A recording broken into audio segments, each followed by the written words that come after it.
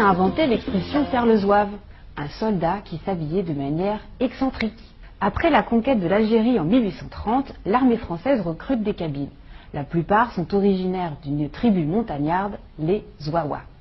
Leur uniforme est un festival de couleurs. Une culotte bouffante rouge garance, une chéchia à glands en feutre rouge, un turban vert et une ceinture bleue ou blanche de 3 mètres de long. Inutile de vous dire qu'on les remarquait de loin.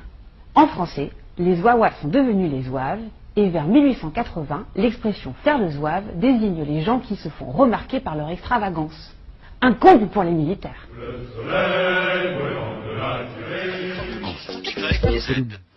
Ah, le superbe mot zouave. On a l'impression, en le prononçant, que l'on fait le zouave.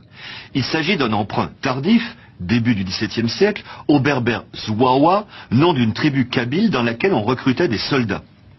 Le terme a été adopté en 1831 pour désigner les soldats algériens d'un corps d'infanterie indigène, puis les soldats français de ce corps. Le zouave est un personnage familier de l'armée française du XIXe siècle. Il avait la réputation d'être courageux et intrépide, d'où l'expression « faire le zouave » qui signifie à l'époque « faire le fanfaron ». L'armée française n'emploie plus de zouave.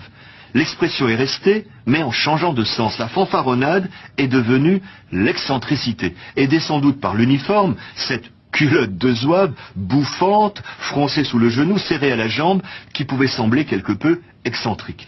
Faire le zouave aujourd'hui, c'est faire le pitre, un drôle de zouave. Un soldat de cette glorieuse armée est resté célèbre, celui représenté en pied à Paris sur le pont de l'Alma. Quand la Seine est en crue, on suit la montée de l'inondation par le niveau qu'elle atteint sur la statue. D'abord le pied, puis le genou, puis la taille, la poitrine. Quand le pauvre a de l'eau jusqu'au menton, il ne fait pas le zouave.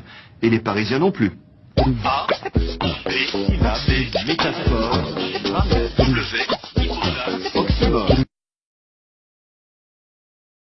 J'en pleurais pas mal, le flux lacrymal me fit la quinzaine. Au viaduc d'Auteuil, paraît qu'à vue d'œil, grossissait la scène.